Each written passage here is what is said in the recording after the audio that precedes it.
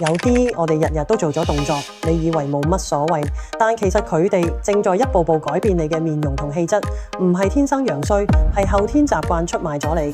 你試下回想，係咪成日低頭睇手機？係咪朝早起身成日覺得口乾，甚至有苦水？又或者見到面上有粒痘，就忍唔住想擠爆佢？一啲睇落好小事嘅動作，其實每一樣都會影響你嘅外表同健康。點解會咁？首先呢，長期低頭咧會令到頸部皮膚咧就一直受擠壓啦，咁就好似輪胎皮咁咧一圈圈折埋啦，咁頸紋咧就會越嚟越深啦，仲會令到咧塊面咧係成日向前伸啦，咁形成富貴包啦。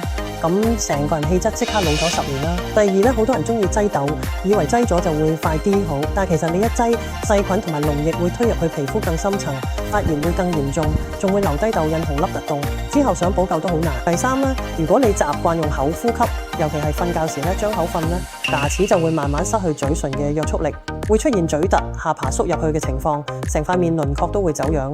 想改善咧，其實唔難，玩手機記得舉高部機，同視線平衡去睇，唔好再低頭。